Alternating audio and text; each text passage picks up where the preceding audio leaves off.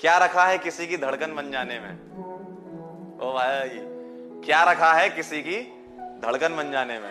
मजा तो है किसी की धड़कन वापस लाने में। वाह यार। तो तुम्हें हर सब्जेक्ट की अलग अलग अप्रोच लेने हैं। लाइक तो बायोलॉजी में आपको सबसे पहले एनसीईआरटी पढ़नी है। आपने एनसीईआरटी पढ़ लिया, देन आपको लेक्चर पे स्विच करना है। तो केमिस्ट्री का अप्रोच आपका थोड़ा सा अलग होगा। इसमें आपको पहले एनसीईआरटी नहीं पढ़नी, आपको लेक्चर करना है। पहले किसी एक सोर्स को लेना है, वहां से क्वेश्चन करना है और आपको सिस्टमेटिक वे में आगे बढ़ना है। तो फिजिक्स में आपको सबसे पहले लेक्चर करने हैं। लेक्चर करने के बाद आपको सॉल्व क्वेश्चन की तरफ जाना है। अस्सलाम वालेकुम everyone, this is me medical Sana Numan, first year MBBS student in JMCH Bhagalpur Bihar. ये वीडियो नीट 2026 एस्पायरेंट के लिए होने वाली है, जो भी स्टूडेंट अभी 11th में और 2 साल के बाद वो नीट 2026 देने वाले हैं। बेसिकली ये वीडियो उनके लिए। एक बात याद रखो कि आप अगर ये सोचते हैं कि लास्ट के में जैसे मेरा बोर्ड्स कंप्लीट होगा और उस टाइम में मैं थोड़ा बहुत पढ़ लूँगा और पढ़ के नीट निकाल लूँगा, तो एक बात आपको याद रखना है कि नीट एक स्प्रिंट नहीं है, नीट एक मैराथन है, जिसमें आपको हर दिन पढ़ना है। आपको हर दिन आपने जो स्लॉट बनाया है उसमें आपको पढ़ना होगा। लेकिन अगर बीच में अगर आपकी तबीयत ख़राब हो गई या किसी वजह से आपका ब्रेक हो गया, आप किसी तरह से आपका जो पेस बना हुआ है वो ब्रेक हो गया, तो आपके पास टाइम होता है उस वक्त भी कि आप उस चीज़ को वापस से ग्रैब करो, उस चीज़ को कोप अप कर लो, राइट। लेकिन अगर आप उस चीज़ को बैकलॉग करके छोड़ देते हो, तो फिर वहाँ पर एक्चुअली में बैकलॉग बन जाता है, जो कि आपका बैकलॉग होता नहीं है, लेकिन आप उसे पाइलअप करते जाते हो और वो आपका बैकलॉग बन जाता है।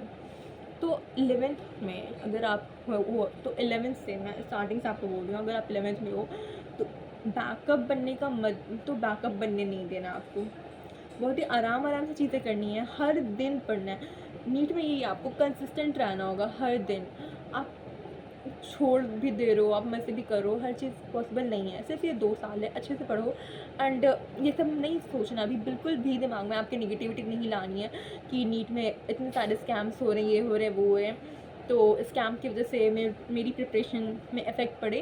तो ऐसा आपको बिल्कुल भी नहीं सोचना है, अपनी प्रिपरेशन पे इफ़ेक्ट नहीं होने देना है। जिस पेस से आप 4 जून से पहले प्रिपरेशन कर रहे थे, उसी पेस के साथ आपको अपनी प्रिपरेशन करनी है। तो सबसे पहले आप बात कर लेते हैं सब्जेक्ट वाइज। तो तुम्हें हर सब्जेक्ट की अलग अलग अप्रोच लेनी है। लाइक बायो के लिए तुम्हें अलग अप्रोच लेनी है, फिजिक्स के लिए अलग अप्रोच लेनी है और केमिस्ट्री के लिए अलग अप्रोच लेनी है। तो सबसे पहले बात कर लेते हैं बायोलॉजी की। तो बायोलॉजी में आपको सबसे पहले एनसीईआरटी पढ़नी है। आपने एनसीईआरटी पढ़ लिया, देन आपको लेक्चर पे स्विच करना है। आपने लेक्चर देखा, आप क्लास में देख रहे हो, आप कोई ऑनलाइन रिसोर्सेज देख रहे हो, कहीं से भी देख रहे हो, आप लेक्चर करो, देन आफ्टर आप फिर से एनसीईआरटी पढ़ो, ठीक है।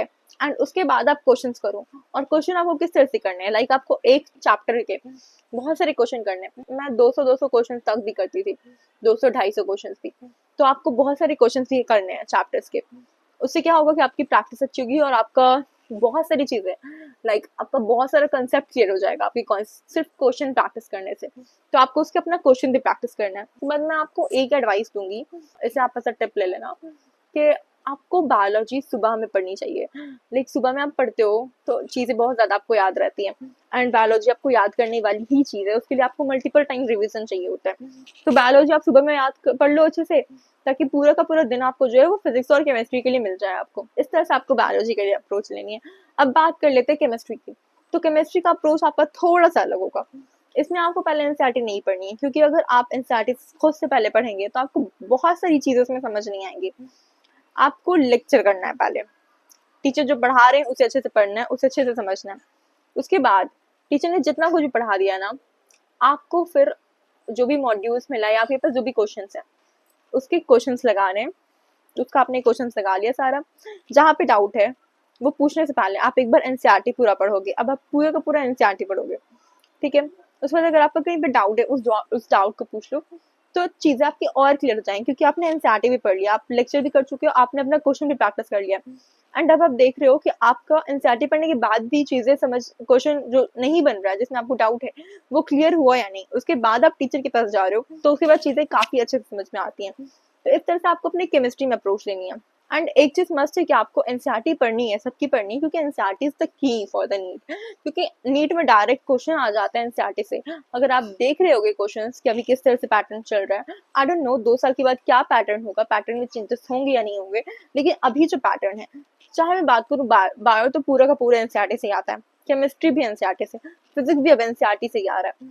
तो एनसीईआरटी आपको पढ़नी है, एनसीईआरटी आप नहीं छोड़ सकते हो अभी।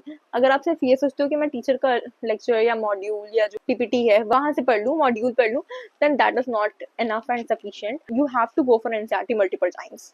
उसके बाद अगर मैं बात करूँ सोर्सेज की, तो अगर आप किसी एक सोर्स को पहले स्टिक करो, वहां से आप सारे के सारे उस चैप्टर के सारे क्वेश्चन कर लो। एंड अगर आपने उस चैप्टर के सारे क्वेश्चन कर लिए, तब आप किसी और सोर्स पे जाओ। अगर आपके पास कहीं और भी सोर्स है, क्योंकि ऑनलाइन तो बहुत सारे सोर्सेज होते हैं, तब आप किसी और सोर्स पे जाओ और वहां से जाकर के क्वेश्चन सॉल्व करो। आप ये नहीं करना है कि अगर आप किसी एक सोर्स को उठाए, आपने वहां पे कुछ क्वेश्चंस किए एंड देन आप उसको छोड़ करके किसी दूसरे सोर्स पे चले गए, फिर वहां से क्वेश्चन करने लगे।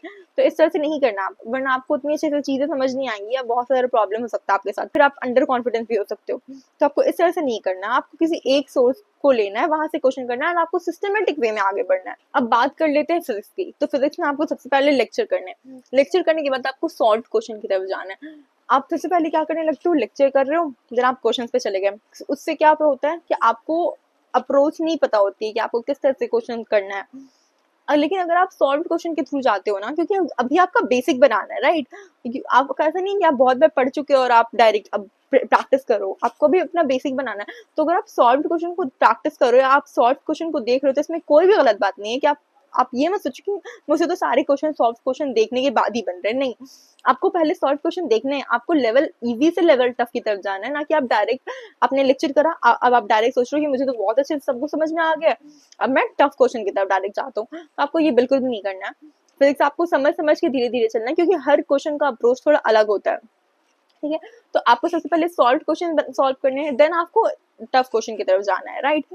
अब बहुत सारे बच्चे मेनली क्या करते हैं कि 11th में बहुत एक्साइटेड होते हैं, and most of the student एक बार में बहुत सारी बुक्स लेते हैं और बहुत सारी बुक्स लगाने की कोशिश करते हैं। कोई एस.सी. वर्मा ले लेता है, कोई डी.सी. पांडे ले लेता है, और कुछ बच्चे एनसीईआरटी करते हैं। तो बहुत सारे बच्चे बहुत सारी बुक्स लेते हैं, एंड इन सब चक्करों में उनका कोई भी बुक कंप्लीट नहीं हो पाता है।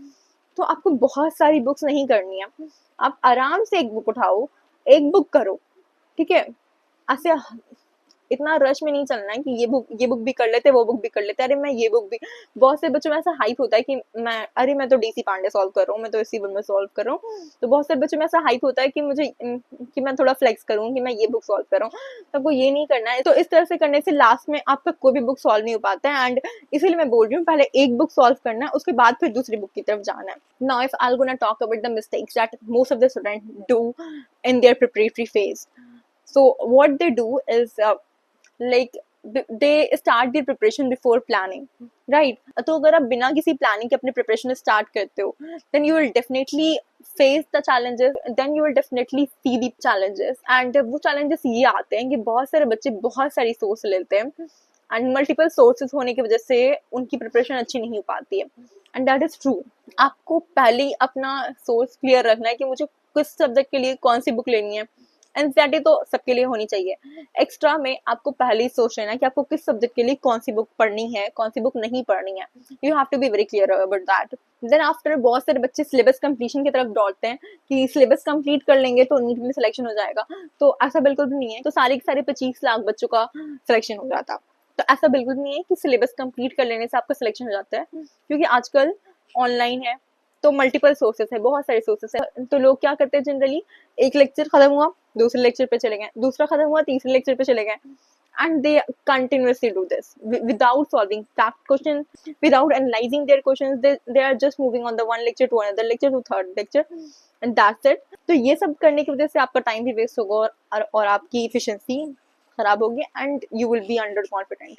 ये सारी मिस्टेक्स हैं जो कि जनरली हर एक नीट एस्पायरेंट करता है अपनी प्रिपरेशन के टाइम पे। इन सब चीज़ों को आपको अवॉइड करना है। तो आपको सिर्फ लेक्चर नहीं देखने, आपको क्वेश्चन प्रैक्टिस भी करनी है, एंड इनफ क्वेश्चन प्रैक्टिस करना है कि आपको उस चैप्टर पे कॉन्फिडेंस बिल्डअप हो जाए, एंड देन आपको नेक्स्ट लेक्चर पे मूव ऑन करना है। And the last one thing कि आपको अपनी एक डायरी बनानी है, अपनी मिस्टेक नोटबुक बनानी है, और ये आपको स्टार्टिंग से करते चलना है कि आप कहाँ पे कौन से चैप्टर में किस टेस्ट में किस क्वेश्चन में किस तरह की मिस्टेक्स कर रहे हो। वो सारे के सारे मिस्टेक्स को आप नोट डाउन करते जाओ, चाहे वो किसी भी तरह का मिस्टेक हो। क्योंकि मैं अभी यही करती थी, अगर मैंने सिली मिस्टेक्स किया मैं वहाँ पे लिख भी देती थी कि मैंने यहाँ पे सिली मिस्टेक करा है। अगर मैं कोई फॉर्मूला भूल रही हूँ तो मैं वो भी लिख देती थी कि यहाँ पे मैं ये फॉर्मूला भूल गई थी जिसकी वजह से मेरा ये क्वेश्चन सॉल्व नहीं हो पाया। एंड इस तरह से अगर करते हैं ना तो वो फॉर्मूला भी आपको याद हो जाता है बाद में, क्योंकि आपको फिर उसको अपनी डायरी को बार बार रिवाइज भी करना है। ऐसा नहीं करना है कि आपने टेस्ट दिया और आपने नोट कर लिया एंड देन फेंक दिया उसे, नहीं, आप उसे 5 दिन के बाद, 6 दिन के बाद, 1 वीक के बाद, एटलीस्ट हर सैटरडे आप उसे एक बार देख लो नेक्स्ट टेस्ट में, ताकि आपकी वो सारी मिस्टेक्स ना हो और आपका रिविजन इस तरह से होता रहे। तो ये सारी चीज़ें हैं आपको जो कि करनी है, और बहुत सारी चीज़ें मैंने आपको वो भी बता दी जो आपको नहीं करनी है। सो आई होप कि जो भी स्टूडेंट्स नीट 2026 देने वाले हैं वो सब कोई बिल्कुल प्रिपेयर हो चुके होंगे कि उन्हें किस तरह से अपनी प्रिपरेशन स्टार्ट करनी है। एक पॉजिटिव अप्रोच के साथ अब वो आगे बढ़ने वाले होंगे। एंड जिसने भी अभी तक अपनी प्रिपरेशन स्टार्ट नहीं की है, अपनी प्रिपरेशन स्टार्ट कर दो। डरना बिल्कुल भी नहीं है, किसी भी चीज़ से डरना नहीं है। Just start your preparation and keep doing. I hope this video helps you all. Thanks for watching.